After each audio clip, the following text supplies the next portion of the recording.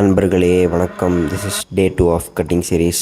இன்னைக்கு காலையில் எழுந்ததுமே ஃப்ரெஷ் ஆகிட்டு ட்ரெஸ் சேஞ்ச் பண்ணிட்டு காலேஜ் கிளம்பியாச்சு. காலேஜ் வந்துட்டு கிளாஸஸ் அட்டன் பண்ண உட்காந்தாச்சு. ஏன்னா அவன் காலையில் ஒரு கலர் ஷர்ட் இப்போ வேறு கலர் போட்டிருக்கான்னு நினைக்கலாம்.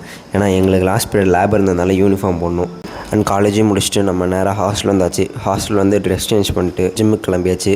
ஜிம்முக்கு வந்துட்டு நம்மளுக்கு நீங்கள் நல்ல ஒரு பேக் செஷன், ஒரு கோட்ஸ், செட்ஸ் அண்ட் ரெப்ஸ் எல்லாமே கேப்ஷன்ஸில் கொடுத்துருக்கேன். கண்டிப்பாக செக் பண்ணி பாருங்கள்.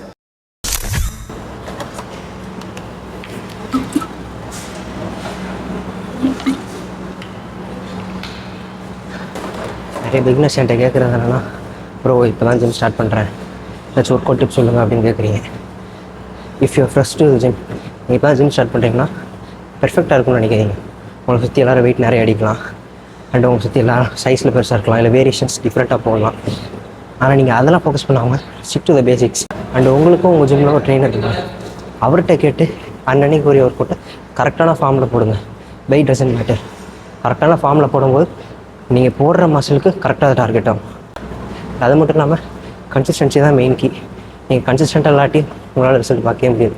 So focus on that. நாளைக்கு வீடியோவில் டயட் எப்படி கரெக்டாக ஃபிக்ஸ் பண்ணணும்னு சொல்லி தரேன். ஜிம்மை முடிச்சுட்டு ஹாஸ்டல் வந்து ட்ரெஸ் சேஞ்ச் பண்ணிட்டு இருக்கிற ஒர்க் எல்லாத்தையும் முடிச்சுட்டு தூங்க போயாச்சு. இதான் நீங்கள் ஃபஸ்ட் டைம் என்ன பார்க்குறீங்கன்னா ஒரு ஃபாலோ பண்ணிக்கோங்க. உங்களை நான் டே 3ல் பார்க்குறேன். நன்றி.